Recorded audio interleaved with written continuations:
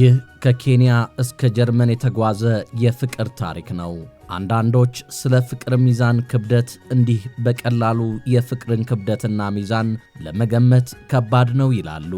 አንዳንዶች ደግሞ ፍቅር ሚዛን አያሻውም ሲሉ ፍቅርን በማንኛውም ገጠመኝ ሰዎች በፍቅር ሊወድቁ የሚችሉበት ተፈጥሯዊ ምትሃት ነው እያሉ ይናገሩለታል። ለአንዳንዶች መስማት የተሳነውን፣ አንዳንዶች አካል ጉዳተኛን፣ አንዳንዶች ማየት የተሳነውን፣ አንዳንዶች ድህነትን ሽሽት ሀብትን ፍለጋ፣ አንዳንዶች መሄድ የተሳነውን፣ አንዳንዶች ደግሞ መልከ መልካምና ሁሉ የተሟላለትን የፍቅር ጓደኛቸው ለማድረግ ሲያማርጡ ውለው ያድራሉ። የእነዚህ ሁለት ጥንዶች ግን እጅግ አስገራሚና ለሁላችንም የሚጠቅም ስንል ወደ እናንተ ልናደርሳችሁ ፈቅደናል።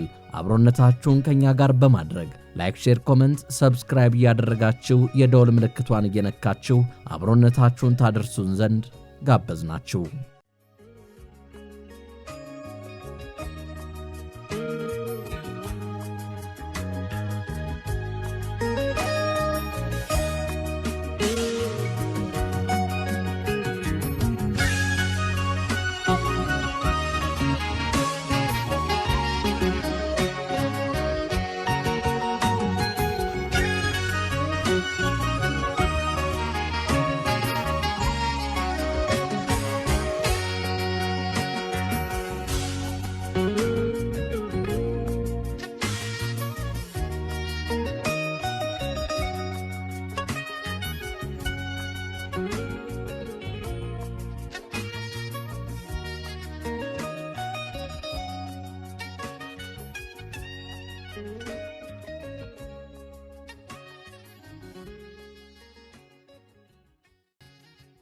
ሊያ የተባለች አንዲት ወጣት በኬንያ በምትገኝ ገጠራማ ስፍራ በግብርና ሥራ ላይ ከተሰማሩ እናትና አባት ትወለዳለች።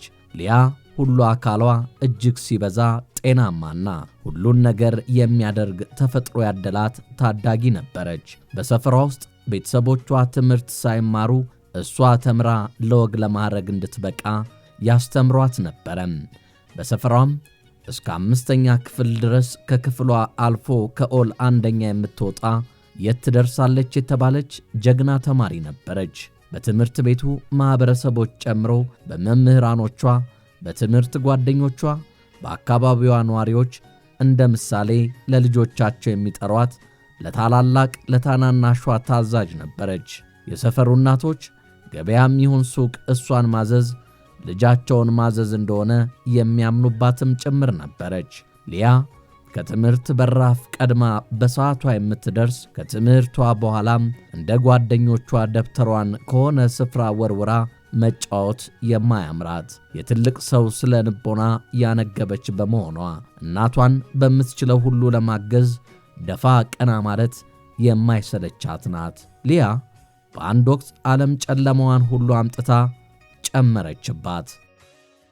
ምድር ሁሉ እሷ ላይ ሸክሟን ያራገፈችባት ሆና ያቺ ብርቱ፣ ያቺ ጎበዝ፣ ያቺ ሁሉ የሚወዳት፣ ያቺ ትንሽ ትልቁ በመንገዱ በየአጋጣሚው አቅፎ የሚስማት ፈጣኗና ፈገግታ ከፊቷ የማይለየው የትልቅ ስነ ልቦና ባለቤት የነበረችው ያቺ ጥንካሬን ያለ ዕድሜዋ የሰነቀችው ብርቱዋ ታዳጊ አንዲት ቀን የማትፈለግ ሁሉም የሚሸሻት ጉብዝናዋ የጠፋ ስነ ልቦናዋ ያነሰ ተደርጋ መንደሬው ሳይሆን የገዛ ወላጆቿና ቤተሰቦቿ የሚያፍሩባት ሰው እንዳያያትና የራሳቸው የነፍስ አካላቸው መሆኗን እንዳይታወቅባቸው የሚደብቋት ሆና ተደበቀች።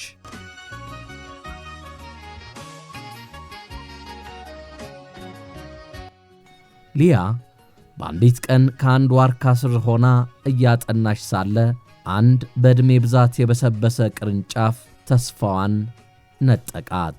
በወገቧ ላይ በማረፉ እጅጉን ተጎዳች።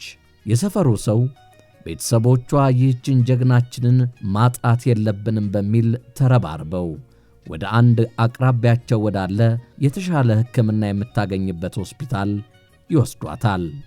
እዛ ስትደርስ ግን ጊዜው ነግዷል። ሐኪሞች የቻሉትን የፈጠነ ሕክምና ቢያደርጉላትም በደረሰባት የጀርባ አጥንት ስብራት ከዚህ በኋላ ቆማ መራመድ እንደማትችል ያረጋግጣሉ።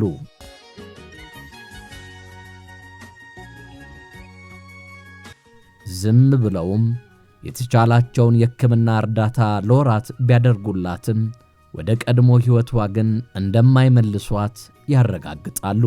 አሁን ሊያ መናገር ጀምራለች። ዓይኗ ከአልጋዋ ላይ ሆና ቁልጭ ቁልጭ ይላል። ሐኪሞች ሲመጡ አድኑኝ የሚል ተማጽኖ እይታዋን ከፊቷ ገጽታ በላይ ደምቆ በሚታየው ነጫጭ ዓይኖቿ ወደ ግራ ወደ ቀኝ እያቀያየረች ብትመለከትም ሁሉም ነገር እንዳሰበችው አልሆነም። ዶክተሮቹም ለቤተሰቦቿ ከዚህ በኋላ ከሐኪም ቤት መውጣት ትችላለች፣ ግን ቆማ መራመድ እንደማትችል ያረዷቸዋል። ያኔ ነው ታዲያ የሊያ ፈተናዎች ከዚህ በኋላ እያየለ የመጣው።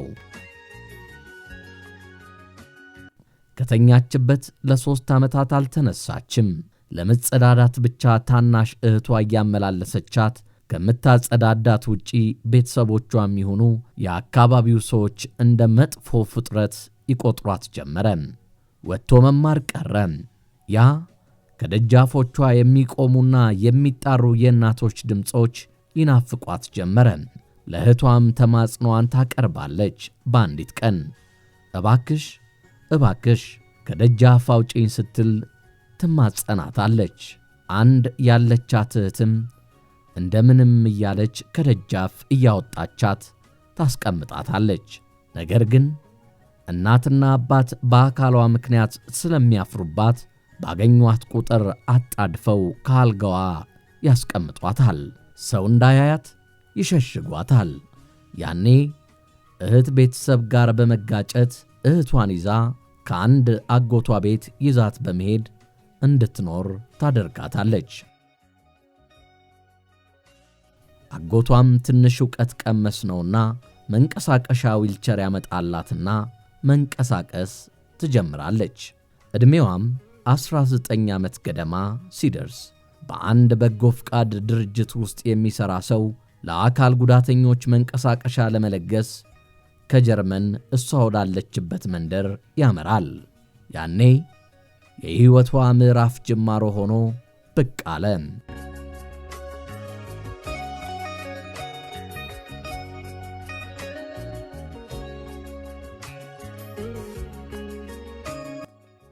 ዊልያም ሁሉንም የአካል ጉዳተኞች ምን ገጥሟቸው እንዲህ እንደሆኑ አንድ በአንድ ይጠይቃቸዋል።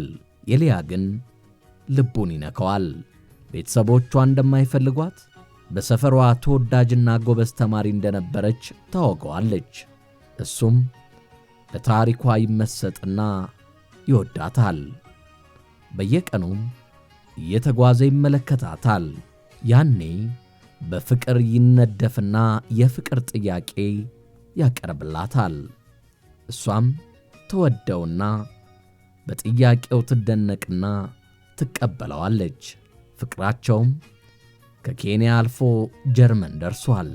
ቤተሰቦቿም ከዚህ በኋላ ልጃችን እያሉ ቢያፈላልጓትም እሷ ግን ቤተሰቦች አይደላችሁም፣ የኔ ቤተሰቦች እህቴና ባሌ ናቸው ስትል ወሽመጣቸውን ሰብራቸዋለች።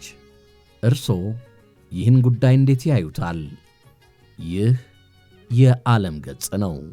አብሮነቶን ላይክና ሼር፣ ኮመንት፣ ሰብስክራይብ እያደረጉ ሁሌም የምንለቃቸው አስተማሪ ጉዳዮች ወደ እርሶ እንዲደርሱ የደውል ምልክቷን እየነኩ አብሮነቶን ስለሚያደርሱን በሌላ ዝግጅት ሳምንት እስክንገናኝ ቸር በመመኘት ለዛሬ በዚሁ አበቃን። ቸር ያገናኘን።